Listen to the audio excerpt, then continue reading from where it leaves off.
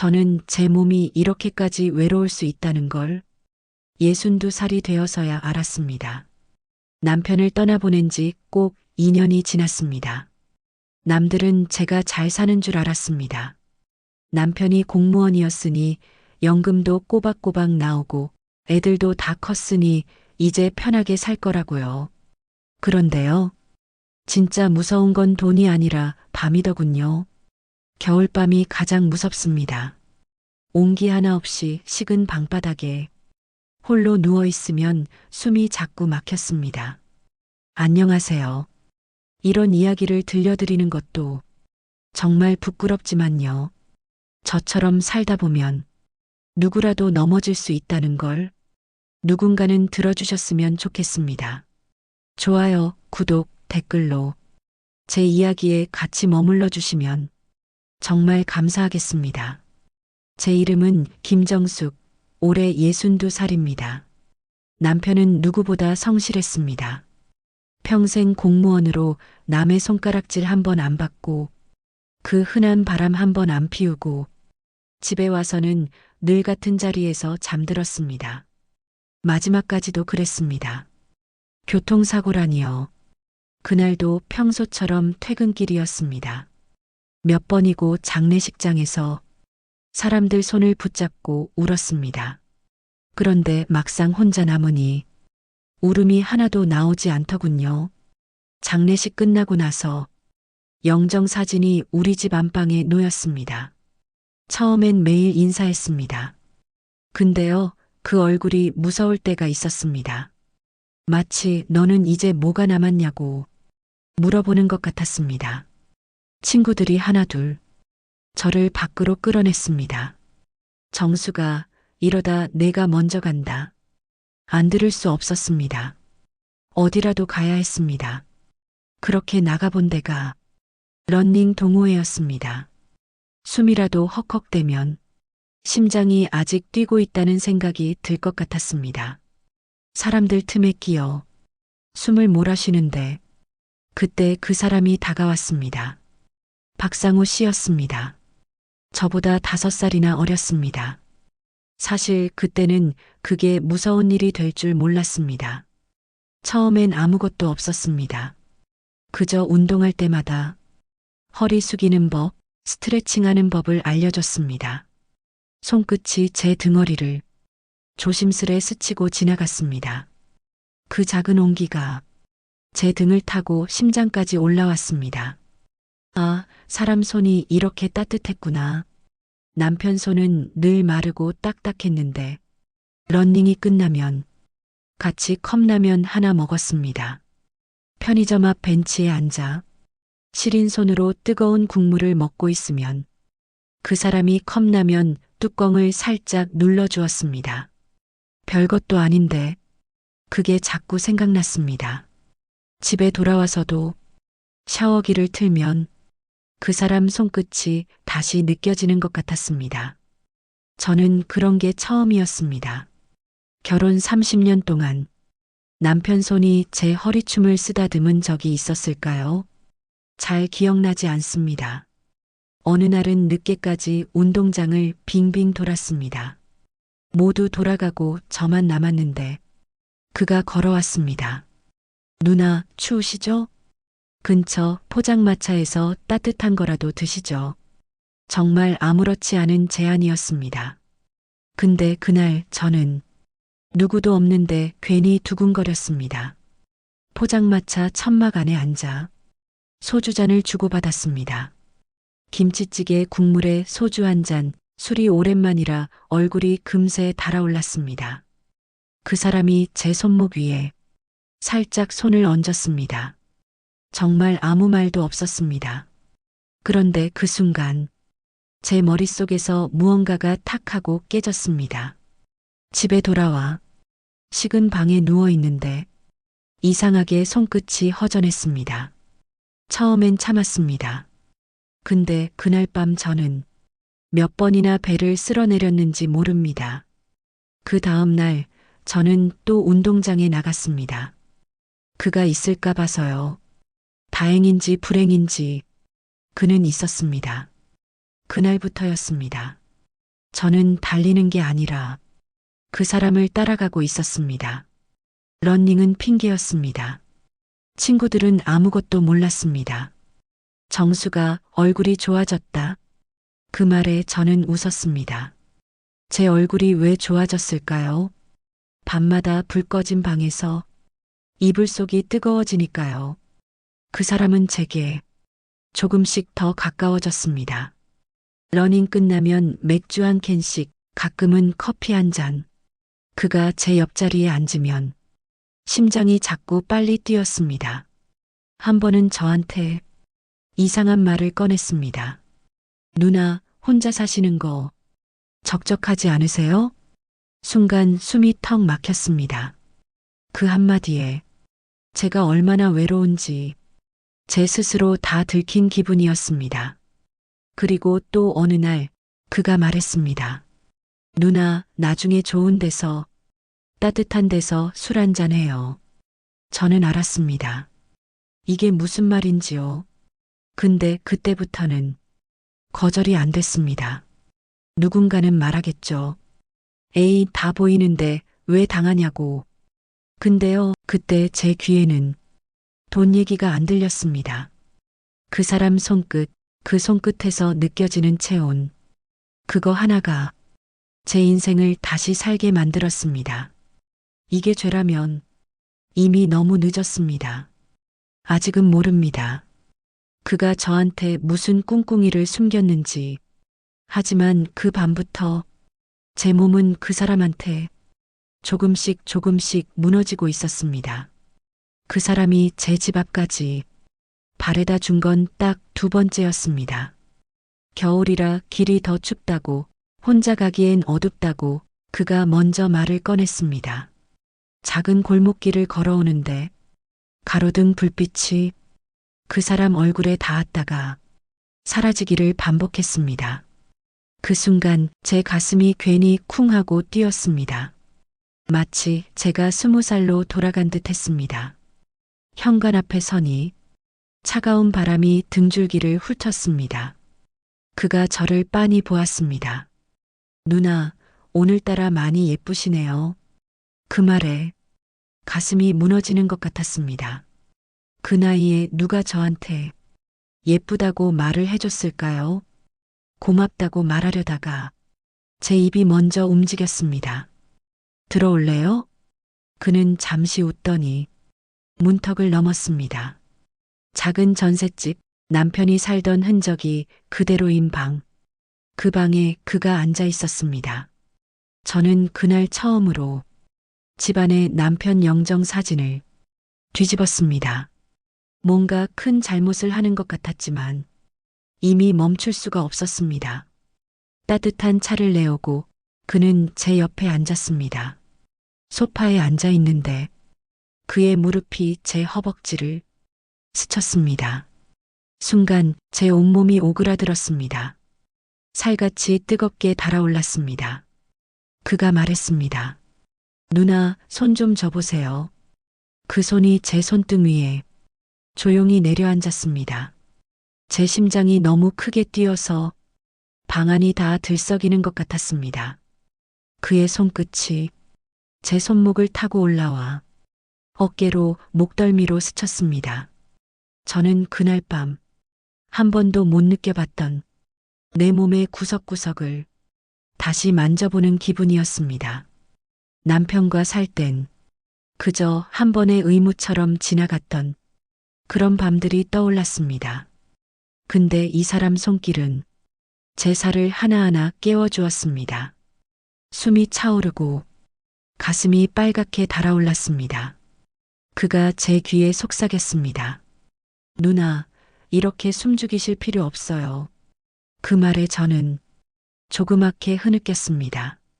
제 나이에 이런 밤이 있을 거라곤 꿈에도 몰랐습니다.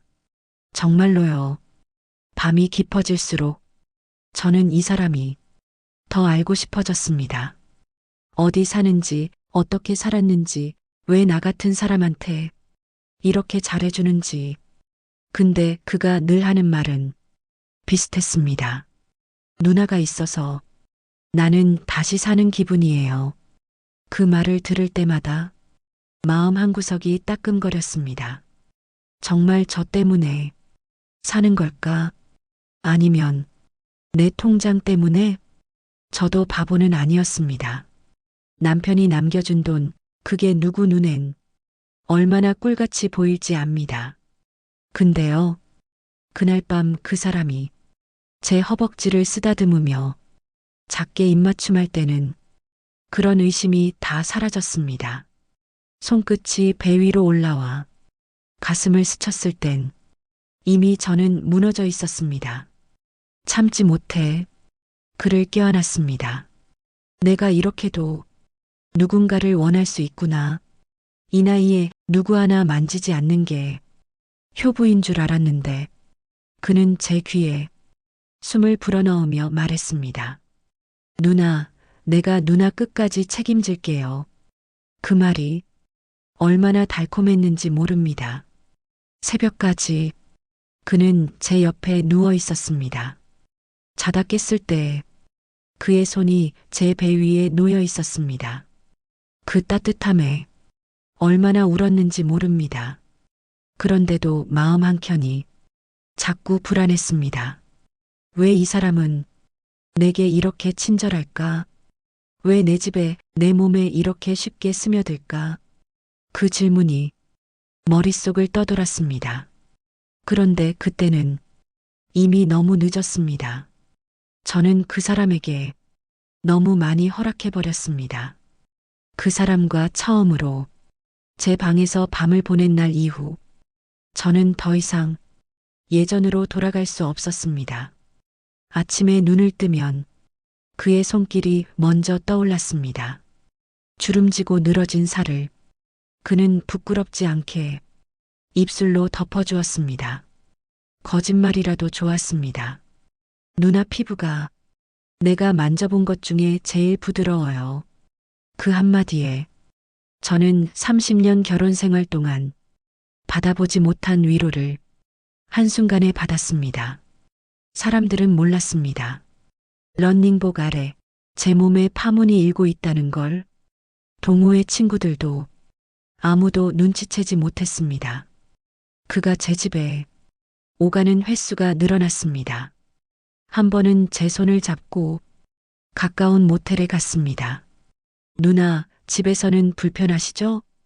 누나도 누나답게 숨 좀 쉬셔야죠. 그 말이 어쩐지 달콤하게 들렸습니다. 작은 방 하얀 시트 위에 제가 누워 있었습니다. 그의 손이 제 다리 사이를 쓰다듬었습니다. 그때 저는 이 나이에 처음으로 제 입에서 신음이 새어나오는 걸 들었습니다. 남편과 살던 시절에는 내가 이런 소리를 낸다는 걸 상상도 못했습니다. 그가 제 귀에 대고 속삭였습니다. 누나, 좋으세요? 저는 대답 대신 그의 등을 끌어안았습니다. 온몸이 젖어들었습니다. 그렇게 한 번 무너지니 두 번, 세 번은 너무 쉽게 허락되었습니다. 밤이 끝나고 방에서 나오면 제 지갑이 자꾸 얇아졌습니다. 그는 대수롭지 않게 가끔 말을 꺼냈습니다. 누나, 요즘 카드값이 많이 나오죠? 내가 일 도와드릴까요? 그 말을 들을 때마다 머릿속에 경고등이 켜졌습니다. 이 사람이 내 돈을 노리는 걸까? 근데요, 그 사람 손끝이 제 손을 쓰다듬으면 그 생각은 눈 녹듯 사라졌습니다. 그 사람은 늘 저를 안심시켰습니다. 누나, 내가 꼭 갚을게요. 누나는 돈이 아니라 나한테 사랑만 주세요. 그 말을 들으면 참 우습게도 마음이 놓였습니다. 그래, 내가 무슨 대단한 돈이 있다고 남편이 남겨준 연금이면 그저 조금 나누는 거지. 그런데도 밤에 등 돌리고 누우면 속이 시려왔습니다. 내가 이 사람을 진짜 믿어도 되는 걸까? 내 몸은 이 사람 것 같고 내 통장은 누구 거지? 그런데도 문득문득 느껴지는 그의 손길에 저는 다시 무너졌습니다. 하루는 그가 러닝 끝나고 제게 물었습니다.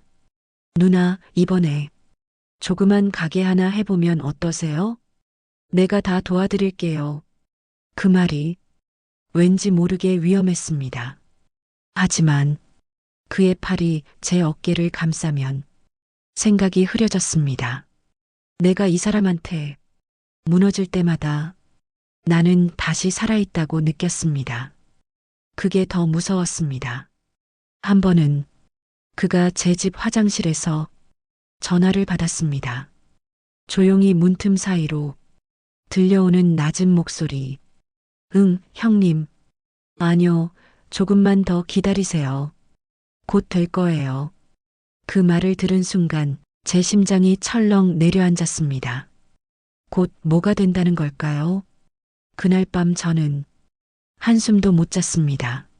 하지만 새벽녘 그가 제 옆에서 팔을 두르고 자고 있는 걸 보니 모든 의심이 또 스르르 녹아내렸습니다. 참 바보 같지요. 그 사람의 팔이 제 허벅지를 감싸는 순간만큼은 세상이 다 사라졌습니다. 다른 사람은 몰라도 그 순간만큼은 저도 여자로 살아 있었습니다. 하지만 마음 한구석에서 누군가 귓가에 속삭였습니다. 정수가 너 이대로 괜찮니? 그 사람을 처음 본 날부터 어쩌면 저는 모르고 싶었던 걸 알고 있었는지도 모릅니다. 그런데 그게 이렇게 선명해질 줄은 몰랐습니다. 하루는 그가 제게 돈 이야기를 꺼냈습니다. 누나, 작은 가게 하나만 내면 누나 혼자 안 외로우시잖아요. 그 말은 맞았습니다. 가게를 하면 낮에도 밤에도 사람들 속에 있으니까요. 저는 살짝 웃으며 물었습니다. 근데 돈은? 가게 여는데 얼마나 드는데? 그는 제 손을 덥석 잡았습니다. 누나한테 다 받겠다는 거 아니에요. 형님이 좀 도와주신대요. 그 순간 제 머릿속을 스친 그 화장실 전화통화. 형님, 곧 될 거예요. 그때부터였습니다. 제 가슴이 자꾸 답답해졌습니다. 한 달에 한두 번씩 카드값도 늘었습니다. 그는 늘 말했습니다. 누나, 조금만 기다려요. 이제 곧 잘 될 거예요. 하지만 저는 알았습니다. 잘 된다는 게 정말 저를 위한 걸까? 아파트 관리비도 점점 밀렸습니다. 애들한테 말하면 등신 소리 들을까봐 입을 꾹 다물었습니다. 그런데 몸은요. 그런 걱정을 하면 할수록 그 사람 손이 더 그리웠습니다. 몸이 자꾸 약해졌습니다. 하루는 그가 러닝이 끝난 뒤 제게 물었습니다. 누나, 이번에 조금만 빌려주실래요? 이번 달만 넘기면 돼요. 그 말을 듣는데 갑자기 소름이 돋았습니다. 어쩌다 제가 이런 말을 듣게 됐을까요? 남편이 살아 있었다면 이런 꼴 안 당했겠지요. 근데 그 순간 또다시 그의 손끝이 제 뺨을 스쳤습니다. 누나, 나 없으면 못 사시잖아요. 그 말이 정말로 사실 같았습니다. 그 사람 없으면 정말 못 살 것 같았습니다. 밤이면 그는 제 몸을 꼭 붙잡았습니다. 가끔은 제가 스스로 물었습니다. 내가 이걸 원하긴 하는 걸까? 근데 손끝에 닿는 그 사람 살결이 다른 답을 주었습니다. 누나, 나 믿죠? 저는 믿는다고 했습니다. 가끔 그가 전화를 받으면 제 앞에서는 목소리가 달라졌습니다. 형님, 곧 돼요. 누나는 아직 아무것도 몰라요. 그 말을 들으면서도 저는 아무 말도 못했습니다. 그 사람 눈빛만 보면 다시 믿고 싶어졌습니다. 밤에는 그가 제 무릎 위에 머리를 올렸습니다. 누나, 나 이렇게라도 쉬어야 돼요. 저는 그의 머리를 쓰다듬었습니다. 가끔은 제 몸이 부끄러웠습니다. 늘어진 뱃살, 70 가까운 가슴. 근데 그는 그걸 다 삼켜주었습니다. 그가 자고 나간 아침이면 거실에 쌓여가는 고지서들이 더 선명히 보였습니다. 조그만 노트에 저는 연금을 얼마나 썼는지 몰래 적어두었습니다. 근데 그 사람 웃는 얼굴 보면 그 숫자들이 아무 의미 없게 느껴졌습니다. 그래, 이 나이에 누구 하나라도 내 손을 잡아주면 그게 복이지.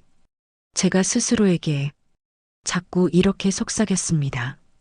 그런데도 마음 한구석은 밤마다 시끄러웠습니다. 정수가 너 지금 어디로 가는 거니? 이제 그 사람은 제 통장을 들여다보자고 합니다. 누나 나중에 같이 관리하자고요.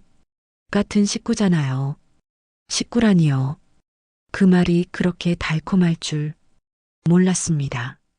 하지만 그 달콤함이 언젠가 저를 삼켜버릴까 자꾸만 무서워졌습니다. 이제는 숨길 수 없습니다. 제 몸은 이미 그 사람 겁니다. 제 돈도 조금씩 그에게 넘어가고 있습니다. 누가 보면 바보라 하겠지요. 근데 저는 이렇게라도 누군가를 품어야 살 수 있을 것 같았습니다. 언제까지 버틸 수 있을까요? 저는 이제 제 스스로도 모르겠습니다. 언제부터였을까요?